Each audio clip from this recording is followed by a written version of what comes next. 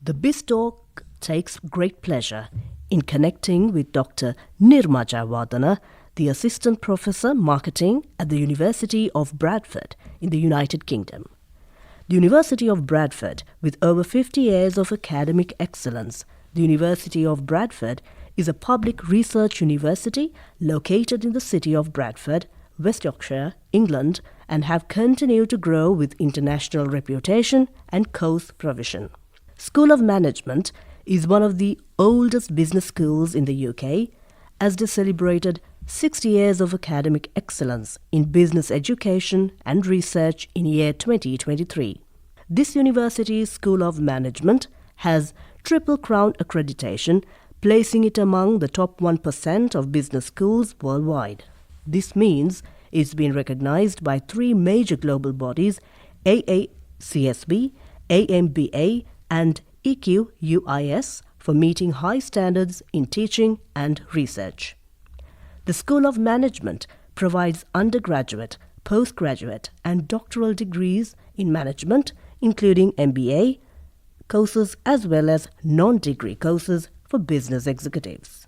According to the Financial Times, the School of Management is ranked 9th in the UK. Worldwide, the school is ranked in 95th place in the Financial Times, according to Global MBA Rankings 2012. The University School of Management offers a wide range of programs, including master's degrees in marketing, management, human resources, and international business. In addition, it provides advanced professional qualifications such as the MBA, DBA, and PhD programs, catering to both academic and industry-focused career paths. For detailed information on course durations, fees, and entry requirements, please visit the University of Bradford website at www.bradford.ac.uk and experience what it's like to study at a leading UK university. We are engaged in a conversation with Dr. Nirma Jayawardena, Assistant Professor Marketing at the University of Bradford in the United Kingdom. We will delve into Dr. Jayawardena's inspiring academic and professional journey from her early education in Sri Lanka to her rise as a respected academic in the United Kingdom. The discussion will also highlight the reasons why prospective students should consider the University of Bradford for their higher education. In addition, we will provide practical advice for Sri Lankan students aspiring to pursue a PhD abroad, including guidance on how to develop a compelling PhD research proposal. Dr. Jayawardena will also offer valuable insights on how to thrive in a PhD program overseas. Welcome to the show, Doctor. Thank you so much, Sabrina, for inviting me to this show conducted by Radio Sri Lanka. Tell us about your academic and professional journey, starting from your early education in Sri Lanka, the milestone along the way, and how you transitioned into your current role as an assistant professor in the UK. My name is Dr. Nirma Jayawardena and I'm currently working as an assistant professor in marketing at University of Bradford. I hope my journey will inspire many young people to believe in their dreams regardless of where they come from or the challenges they face. I was born and raised in Sri Lanka into a middle-class family. I consider myself as very lucky as my family always valued education. My father is a businessman and my mother is a homemaker. I completed my bachelor's degree in business management with a first-class honours from NSBM Green University, Sri Lanka. While working as a secondary school teacher, I also pursued and completed an MBA in International Business at the University of Colombo. In 2018, I moved to Australia to begin my PhD journey. I initially enrolled in the Graduate Diploma of Business Research at Griffith University, where I was honoured to receive the Academic Excellence Award. In 2019, I was awarded awarded with 2 prestigious scholarships, the Griffith University International Postgraduate Research Scholarship and the Australian Government Research Training Program stipend, both scholarships to complete my PhD in marketing. I chose to continue my doctoral studies at Griffith University and successfully completed my PhD in April 2022. Throughout my PhD, I also got this opportunity to work with different people from different countries like Australia, New Zealand, UK, India and USA. So it was an intellectually rich and personally transformative time for me. And after finishing my PhD, I moved to India for my first full-time academic role as an assistant professor in marketing at OP Jindal Global University. And now I'm working as an assistant professor in University of Bradford. Why should a student choose the University of Bradford for their higher education? First and foremost, one of the key reasons to choose the University of Bradford, especially the School of Management, is its global recognition and excellence through this Triple Crown accreditation. The School of Management holds 3 major business school accreditations: AACSB, Association to Advanced Collegiate School of Business USA, AMBA, Association of MBAs UK, EQUIS, European Quality Improvement System. Each of these 3 accreditations requires universities to go through a really rigorous evaluation process. Like they look at everything like quality of teaching, academic content, qualifications and experience of the faculty, impact of the research we produce, how relevant and up-to-date the curriculum is, and the success of our graduates. Now the impressive part is only around 1% of the business schools in the world have earned this Triple Crown status, and the University of Bradford School of Management is one of them. So when a student select University of Bradford, they are choosing a university that is globally recognized for delivering top quality business education. Also, another part is this career and employability support. The university provides a wide range of support to help students to secure internships and employment during and after their studies. For example, personalized career counseling services, regular open days and networking events. And there are career booster week with skills enhancement sessions and employer engagement sessions also. And another reason to select University of Bradford is the campus facilities and student life. Like the university offers a vibrant campus experience with excellent infrastructure and services to support both academic and personal well-being of the students. Like there are plenty of places to grab food on campus if we talk about basic things like Costa Coffee, Morrison's and the Richmond Eatery, and of course there are more options too, so you will never be short of choices for meals or a quick coffee between lectures. And also there is an on-campus gym, a unique fitness center. Students can also take part in over 20 sports clubs including football and swimming. The student union is also a big part of campus life. It hosts a wide range of student-led societies from like cultural groups and interest-based clubs to campaigning and volunteering groups. So whatever your background or passion it is, you will find a space to get connected and to get involved. And the University of Bradford also is committed to support students throughout the academic journey. Our friendly and knowledgeable student support team can assist you on academic skills development, mental health and well-being, disability support, and they also offer financial advice along with like plenty of other support services to help you throughout your time at the university. What advice would you give to Sri Lankan students who aspire to pursue a PhD abroad, especially in the UK, and what is the typical application process? Pursuing a PhD abroad is a transformative journey, both academically and personally. For Sri Lankan students, it offers exposure to a world-class research environment, I would say, and also access to global networks, and also they will get an opportunity to contribute new knowledge to their field, their work. The first step, I would say, is to have a clear research focus. Like before you even start applying, it's really important to know what exactly you want to study. Try to pick a topic that genuinely interests you and connects with your academic or professional background. Normally, as academics, we truly value the applicants who demonstrate clarity and originality in their proposed topic. So let's say if you can clearly explain what your research is about and why it matters and how it is different, that means you are already ahead ahead of many other applicants. A well-defined proposal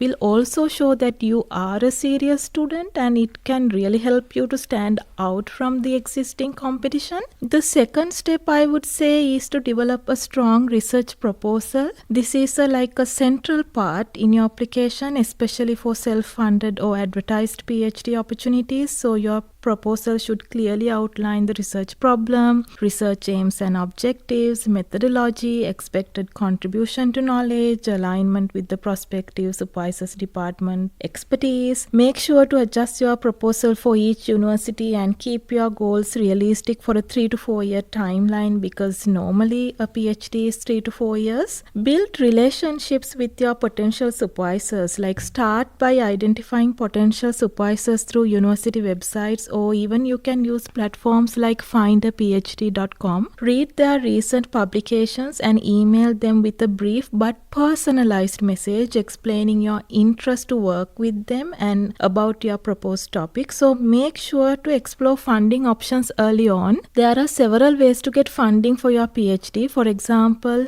many universities offer studentships, basically scholarships that cover your fees and sometimes give you a stipend. You can also consider Commonwealth scholarships available in the UK. There are other international scholarships too, like Chivings or scholarships that individual universities offer. Some students even choose to self-fund, often by combining their part-time work with their savings. So please look for the funding opportunities at least a year before you want to start, because many deadlines come up early, so don't wait until the last minute.